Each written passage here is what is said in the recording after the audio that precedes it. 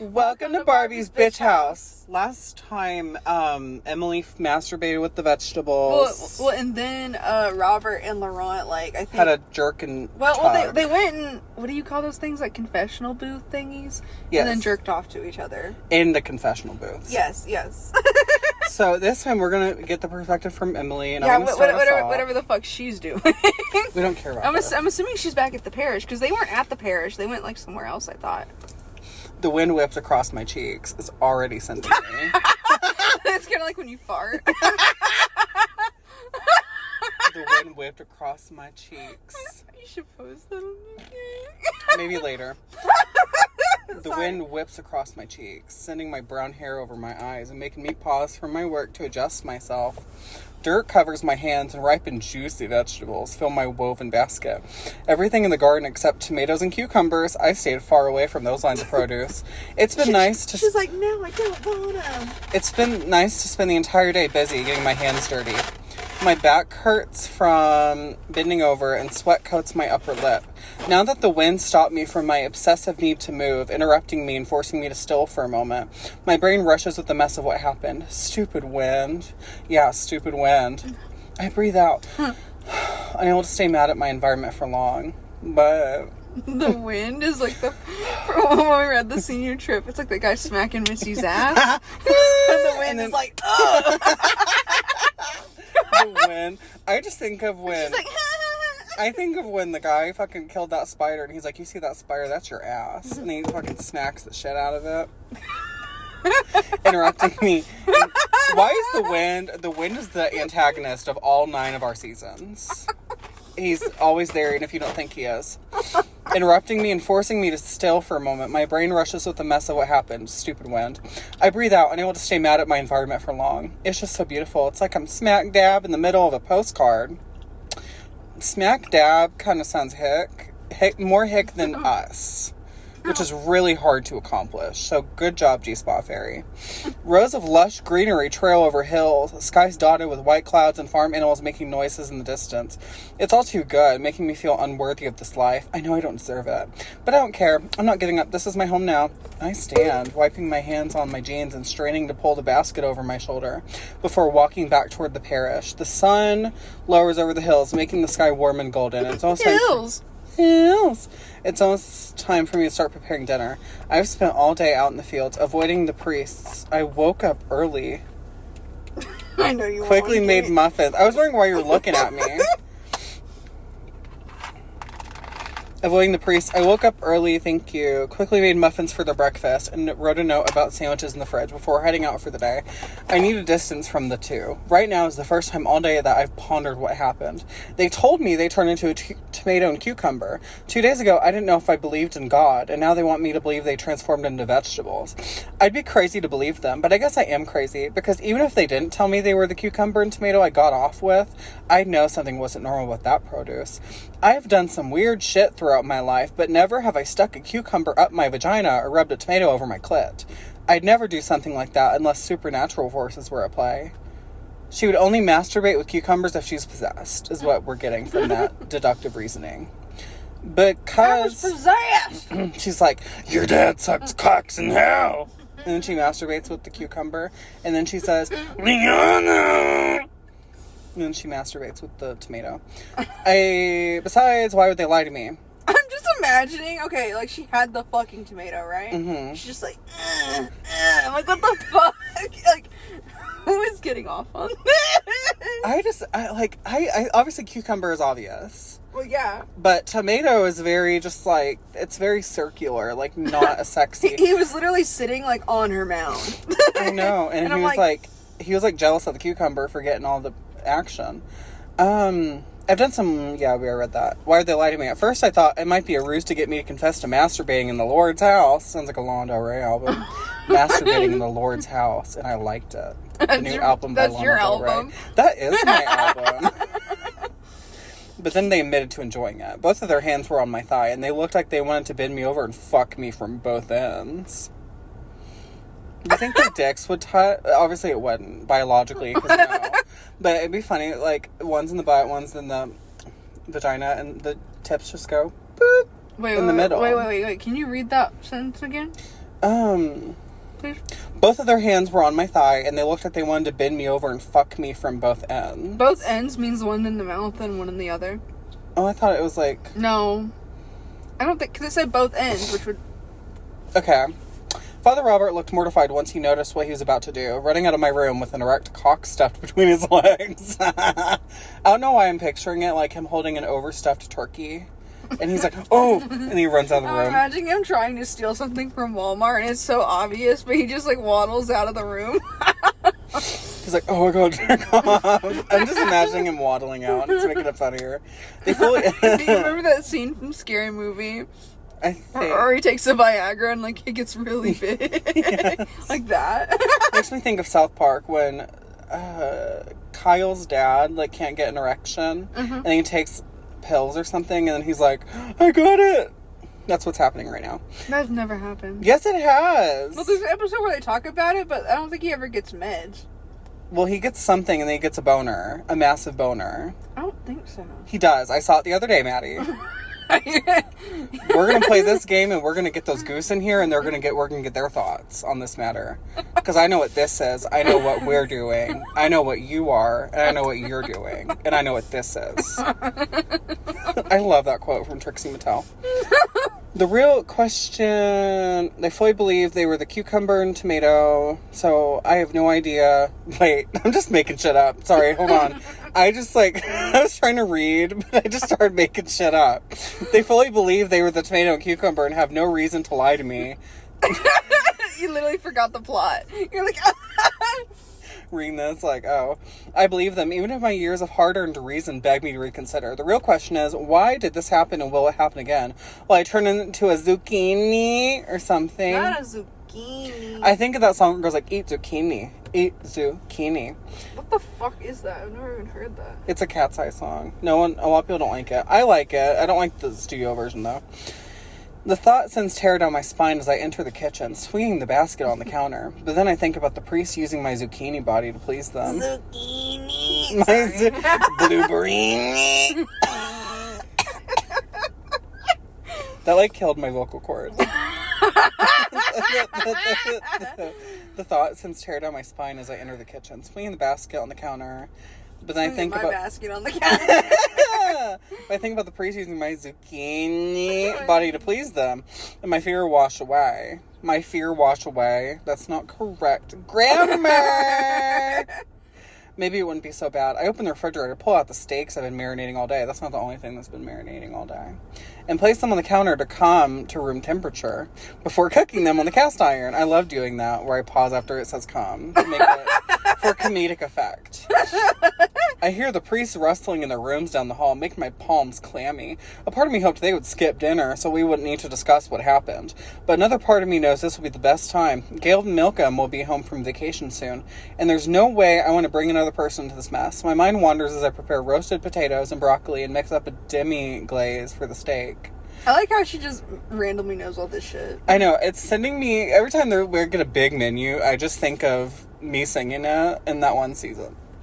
Can I get some things, secrets, and only give girls two pieces. I need to be careful. Priests are not supposed to have sex with women.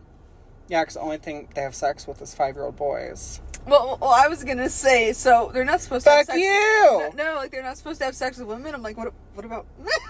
Fuck you, priests. I had to clarify. I was like, fuck you, priests. Fucking priests. I hate priests. You would smash these ones, wouldn't you, though? Well, yes, but like normal priests, no. Wait. I forgot who's who. I think I want. No, I Robert. want you get Robert, yeah. Okay, I get Robert. Men love to blame women for their fuck-ups. I don't think Father Robert and Father Laurent are bad guys, but you never know with men, literally. Literally.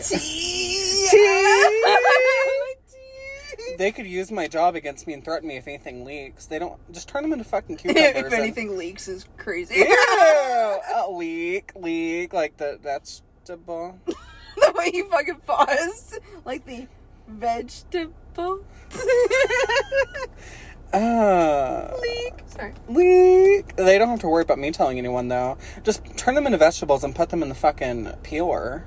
Put them in the fucking Put his dick in a vegetable blender. shredder. Yes. I was like, put his dick in a blender. I have no one to tell, and who the fuck would even believe me? As I plate the steaks and vegetables and place them on the big oak table on the other side of the kitchen, I realize all this time in my head is only making things worse. I need to talk to them and clear the air, or I will give myself an aneurysm. I sit down and plate for myself and sit at the head of the table. Dinner's ready, I call, just as the last rays of sun slip through the window. A few seconds later, 2 doors creak open almost simultaneously, and footsteps shuffle down the hall. I feel like they're like fucking dogs getting their fucking dinner. I hold my breath, only releasing it once Father Laurent appears, his eyes twinkling mischievously as they grab hold of mine. Ugh. Father Robert follows after, his eyes underlined by dark bags and his attention nervously darting away from mine. They set their plates on either side of me, quiet except for their chairs scraping against the hardwood floor. I give them a second, allowing them to enjoy their first bites of food before folding my hands in front of me and clearing my throat. We need to talk. Father Robert's spine stiffens, and he doesn't look away from his plate. Laurent smiles, pushing away his plate and lounging back in his chair, holding the back of his head in a relaxed position, revealing his muscular underarms. Oh, I'm fucking wet. Okay, what should we talk about? Father Robert slams his utensils against the table, glaring up at Laurent. I cut through the tension. Let's not play games. Obviously, what happened yesterday was insane. Do either of you have an idea why it happened? Is this a God thing? Father Robert pushes food around with his fork. Nothing in the Bible suggests that this has happened before, but it could still be a God thing. Should we get some gummy bears? We're like, pause for gummy bears. Oh, okay. Wait, I gave you a pineapple one. Let me see. Nothing in the Bible suggests that this has happened before, but it could still be a God thing. Father Laurent chuckles. Yeah, especially the sex part. That felt very godly. They're all going to hell. My cheeks heat, and I'm momentarily thrown off kilter. I thought that said killer, and I was thinking, this is the skin of a killer, Bella. And it's like a fucking cucumber. He's like, this is the skin of a cucumber, Bella. Robert doesn't seem fazed by the comment, as if too focused on his inner workings of his own thoughts. His eyes grow wide as if an idea formed. That old woman was saying all this weird stuff the other day. What old woman? I ask, my brain refocusing. Laurent sighs. This batty old woman I've never seen before. This baddie old woman. Oh, wait, B-A-T-T. T-T-Y. I was like, I thought I said baddie, like, ooh, baddies. No. I was like, baddie. B-A-T-T-Y. Old woman I've never seen before. T-T-Y. B-A-T-T-Y. Butterfinger Tootsie Roll. One time I did a cheer in front of my landlord. That didn't go well. Pretty sure he was homophobic. So. He's like, boys need to go to war. And then I did. You're fucking sitting over. What? I'm seeing it. What are you seeing? Tell us your vision. Well, let me not choke on a gummy bear.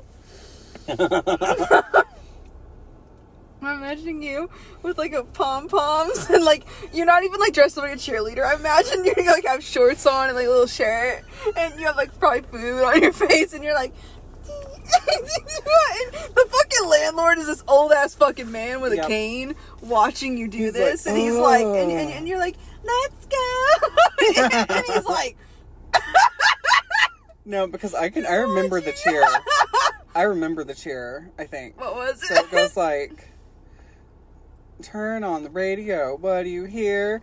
Elvis Presley giving a cheer. We're gonna F-I-G-H-T, we're gonna F-I-G-H-T, we're gonna fight tonight. No, I remember the first part. It goes like, open up the barn doors, kick out the hay, cause we are the girls of the USA. Turn on the radio. Do you hear Elvis Presley singing a cheer? We're gonna F-I-G-H-T, we're gonna F-I-G-H-T, we're gonna fight tonight. And I did that right in front of my landlord, and he was like, So that was fun. Fun little experience for me. Where was I? Oh yeah, the baddie old woman. She was just rambling. The harvest moon, where spirits come to play. All that is hidden will be brought to light. It's up to you both to define the true fruits of your soul, Robert says, his expression haunting. You remember all that? Laurent asks. Okay. What the fuck? I yell before covering my mouth. What the fuck? The priest gave me a wide-eyed look. Because I feel like Maddie's voice just came out of the main character's Emily's mouth. And they're like, right, they are cool priests. They curse and want to fuck me. I can curse in front of them. I drop my hands. Why are you just now mentioning this? She obviously knew something like this would happen. Laurent, she's like, you fucking asshole! You suck! Laurent waves his hand in dismissal. She was off her meds. I stare at him dumbfounded. Robert clears his throat. She's like, I'm not religious, but I can see this bullshit. She's like, I'm not religious, but I swear to God, I'm gonna fucking take this knife and shove it up your cucumber ass. Shove it up your fucking taint. I stare at him dumbfounded. Robert clears his throat. She's right. It wasn't a coincidence. We turned into fucking vegetables right after that creepy woman told us that. So what? We've got a witch on the loose. We're cursed. Aren't priests supposed to be immune to that? Laurent asks. I'm gonna turn on my ass heater so I can get warm. I want my ass heater. Can you turn on mine too? Thank you. You gave me full blast because you know I like full blast. Well, I like it. Sometimes it depends. I usually don't do a full blast, but if I'm like really feeling it, I'll do a full blast. Mm-hmm. Okay, I gotta restart it. Because, like, what Robert says adds to the last sentence. So what? We've got a witch on the loose. We're cursed. Aren't priests supposed to be immune to that? Laurent says. Unless she's an angel, says Robert. That shuts us all up. I'm annoyed. The priests haven't thought about the woman sooner. Yeah, because they think with their fucking dicks and they're men, Emily. They're not gonna think of that. They're men! They're straight men. Not exactly. No, they're not. I was like, not exactly. They jerked off. To each other. Yeah. And they're, because they like boys. They like boys. I'm annoyed the priests haven't thought about the woman sooner. Sooner? Like Amy Schumer, but Amy Sooner? Sooner! I'm unsure what the cryptic message means, but it obviously concerns what's happening. Even with this revelation, it doesn't explain why or what's going on. We can only hope that the woman returns and can explain things, whether she's a witch or an angel. I have a creeping suspicion that's unlikely. This feels like something we have to figure out on our own. I don't know why I'm lumped into this mess. I didn't get transformed into a vegetable, but I guess fucking the priests as produce now makes me an accomplice. Has it happened again since yesterday? Robert shakes his head, finally bringing his eyes to mine. No. Goosebumps pepper my skin. I just thought of Goosebumps, the book series. His gaze is shy, almost apologetic, but it really sparks a heated response from me. Maybe it won't happen again then, I shrug, moving my gaze to my plate. Father Robert nods in agreement, looking up at Laurent's bemused expression. Father Laurent chuckles. Don't be so pessimistic, you two.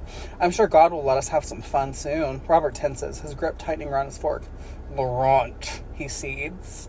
But a loud pop sounds through the room before he can finish his sentiment. I blink, and the priests have disappeared. I scream, jumping to my feet. The priests haven't disappeared, though. A tomato and a cucumber take their place on their seats. I look down, assessing if I've also transformed. My body appears the same, except for the insatiable buzzing in the pit of my stomach. I run over and grab them in both hands, looking around to see if anything in the room changed. Maybe a witch hides in the corner, but it's just me, alone, with two of the sexiest vegetables in the world. Oh, God. Your turn. Yay! You get to be Laurent, and I get to eat this icebreaker.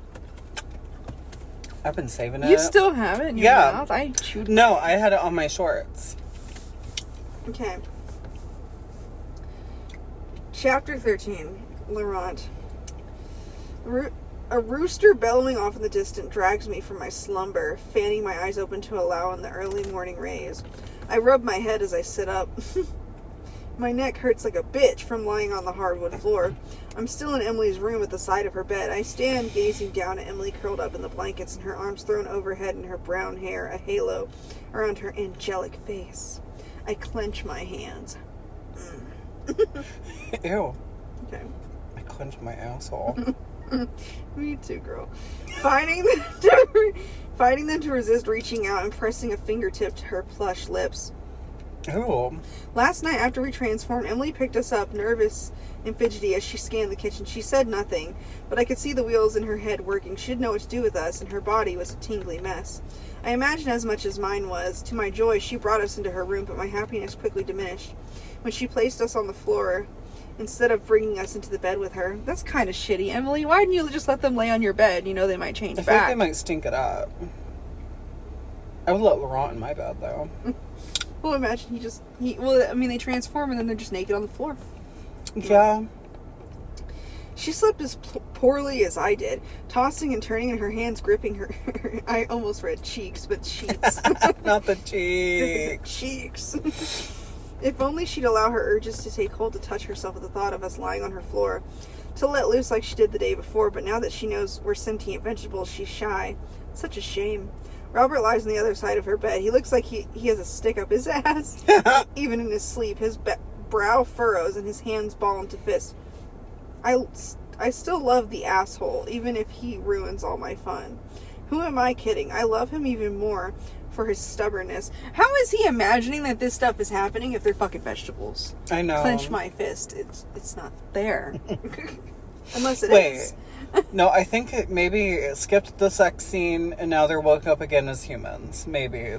That's what I'm thinking is visualizing is happening. No. Is they were in bed and then she's like... No. Are they still vegetables though? They got... Okay, at the dinner, right, when they had dinner, they got turned back into vegetables. So she took them with her to her room and she placed them on either side of her bed. Oh, we're about to get the sex scene then. Good, because I thought it like skipped ahead in time.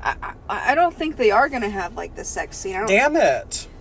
Because he just said he was mad because she put them on the floor instead of like in bed with her and she didn't touch herself. That's what he said. Oh, so Emily's a lame bitch now. It makes me want to break him. Oh, that's I shiver at the thought of our moments together in the confessional booth yesterday. I've never felt closer to God. Finally, after all these years, I seeped into his hard exterior. I must thank Emily and the magical vegetable spell. It's awakening something in all of us. I shift my weight to my other foot, making the floorboard creak. Emily's eyes dart open. I smile at her. Hi, I whisper, sitting at the side of her bed, so maybe they turned back. Yeah. She recoils, sitting up and holding her blanket over her chest. God, I hate that I make her so nervous. I don't understand why. I'd bring her nothing but elation if she'd only allow it. Good morning, I try again. She squints at me, keeping her voice low. You seem awful chipper after turning into a fucking vegetable. I shrug. Maybe it's fun to be something different for a while. Besides, I woke up in a beautiful woman's bedroom. I've had worse mornings. Her breath shudders, and she drops her blanket from her chest, revealing her hard nipples pressed against her thin hard nipples sleep shirt. Are you flirting with me, father? Poorly, if you have to question it. I'm really sick of her calling them father. I know what it means, but it sounds horrible. I crawl closer, looming over her body. She smiles at the first time I've seen the beautiful curves since our last late-night chat in the kitchen. She turns to Robert, still fast asleep on the floor beside us. You two are so different. I nod. We're different vegetables, after all. She laughs quietly. Not just that, he is so serious about all of this while you seem to be having fun. I nod. It's one of my favorite things about him, his seriousness. It makes me want to join in on everything he cares about. Hell, it's why I'm a priest. She studies me momentarily, something like understanding shining in her brown eyes. Robert grumbles from next to us, shooting up in alarm. What happened? Big orgy filled with carrots and celery. You just missed it. Emily clucks and slaps my arm. Like a fucking chicken? Like, bitch, did she turn into a chicken? She's gonna peck them because that's gonna be fucked. She's like, they turn to vegetables, she turns into a chicken. She's like, oh, food, and then goes, yep. And it turns into a murder mystery. Like, who fucking... You both turned into vegetables again. I brought you in here. I was afraid something might happen to you out in the open. Even with no one else here, I couldn't risk it. Don't worry. I was a good girl and kept my hands to myself all night. Gross, Emily. Such a good girl. Ugh. Robert stands, dusting himself off. Yes, thank you. I was conscious, but I must have fallen asleep. What happens if you two turn into vegetables when you're giving a sermon or something? To my surprise, Robert clears his throat and sits on the edge of the bed. It's only happened twice. Once when we were alone with you, and maybe the first time when we were in the field. We didn't turn into vegetables until you were nearby. That's kind of fucked up. Imagine she tries to actually fuck them for real and they turn back into vegetables. I know. I've been alone with Laurent before, and he didn't turn into a cucumber, Emily says. I study Robert's side profile as he tightens around his bones. What? What? You two were alone? She rushes. Yes, but only for a late-night snack for the first night I was here.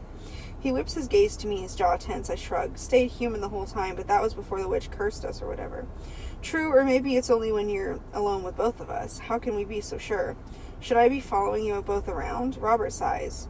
No, I don't think so. Of course nothing is certain. None of this makes sense, but we can only hope that it won't happen more randomly. I grab her hand. I disagree. I definitely think you should follow me around. I feel you rather cucumbery whenever I step into the shower. You say he feels cucumbery when he gets in the shower? Yes. What the fuck is wrong with this man? This humor is not funny. It's not funny. I feel cucumbery when I get in the shower. If someone told me that, I think I would kill myself right in front of them. Emily shakes her head and turns to Robert. Is he always like this? Usually only with me. I thought I trained him enough to be a gentleman in front of others. He pats my cheek. I scrunch my face. I guess I'm special then, Emily says. Robert connects his eyes with hers. Oh, you're definitely special.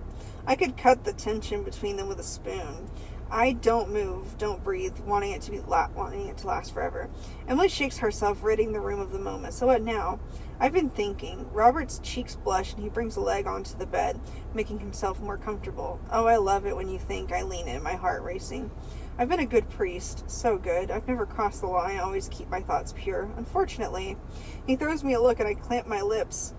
He returns his attention to Emily. My point is, the thing between the three of us, he motions, it's stronger than anything I've ever felt. It almost feels like the pull I felt from God when I joined this seminary school. Maybe this is a gift. I'm not sure why he chose to turn us into vegetables, but if I'm a tomato, I'm not a man of God. I'm just a veggie, and veggies can't sin. Who said that? My dick hardens, and I cross my legs, not wanting to jump the gun on what Robert is explaining. Emily's eyes are wide, and her shoulders are straight as she watches Robert's lips. Of course, I don't want to suggest anything you're uncomfortable with, but it seems you are attracted to us, as vegetables, I mean.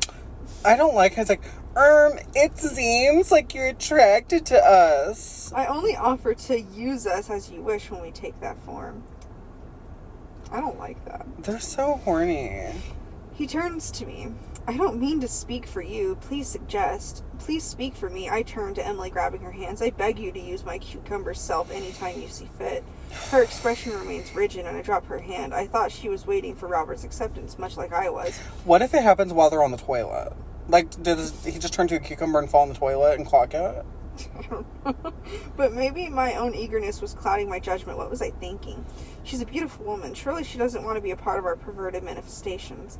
Even if she did use our bodies to please herself yesterday, that could have been a flux, a misjudgment.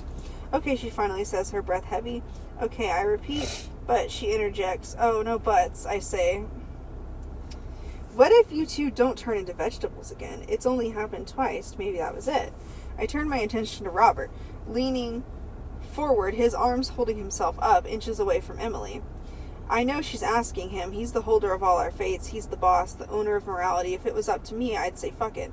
Pin her to the bed and fuck her mouth while Robert took care of her cunt. I told you. And while I was at it, I'd finally grab Robert's cock, stroking it until he cried tears of joy. But it's not up to me. It never is. Not with Robert, at least. It just goes from, like, boring to the most disgusting, graphic sex you've ever heard in your life. Then nothing happens. Then this was just a test from God to see if we would resist temptation. We passed. We'll carry on as if nothing happened. It's like someone struck a needle into our lustful cocoon. I don't like and that analogy. All the air zips out of the room. I hoped this would be more for Robert, more than just a mission for God. I hoped he would see what's between us. The feeling is so strong that it's sucking in another person in our orbit. Okay, Emily replies. Why is she just fucking saying okay? She's boring. Emily's so vanilla. My heart races as I study both of their faces. The tension is thick in the room. Here we are alone together. When will it happen next? Sorry. After a few moments of silence, Robert grows uncomfortable, examining his watch. All of this is odd, but watching him look at the instrument on his wrist makes me realize that whenever we shift, everything on our body disappears. And when we ever shift back, it appears where it belongs. I can't believe I didn't think of it sooner. Who makes the rules in these sex vegetable morphing realities? I guess I can't get hung up on the details. I'd go crazy. Well, I have a busy day ahead of me. I guess we'll just carry on and see what happens. Robert stands, eyeing us over before heading to Emily's door. When I don't follow, he stops and looks at me, clearing his throat. Fine, I whine, but as I stand, my ears pop. I blink, the room grows, and I'm lying on the floor immobilized. I've never been so happy to be so helpless. So I think he turned back into a cucumber. Emily gasps from above me, leaning over her bed, picking me up from the floor. She jumps to her feet, rushing to the spot Robert was moments before. In his place rested juicy red tomato. Emily picks him up and brings us both to her line of vision. I guess this is happening now, she whispers. She stares at us for a moment, wetting her lips as if she's about to take a bite. Please, for the love of God, bite me. Jesus Christ, don't does being a cucumber turn me into a fucking masochist. Her breath heavies and her eyelids droop just from the sight of us in her hands. Oh my god, she moans. Why does just looking at you two make me so fucking horny? This is so fucked up. She groans, throwing her head back in a pout before stomping to the bed. She's like, She lies flat on her back, placing us to the side of her bed, or to the side of her before yanking down her silk sleep pants and pulling the matching cami over her head. She moves quickly as if annoyed and wants this is gonna get gross. And wants this to be done. I want to bend her over my knee and spank her. Doesn't she know that this is the only sexual reprieve I get, except for taking myself in my hand? And even with that, I apparently risk the fiery pits of hell. This is wholly sacred. Robert said so, and whatever Robert says, I'll sew into every fibers of my beliefs. She's naked, not a stitch of clothing on her. I wish she'd run me up and down every inch of her body and let me revel in the feel of her. But she's too shy now that she knows it's us. I understand we can't encourage her, tell her how good she's being.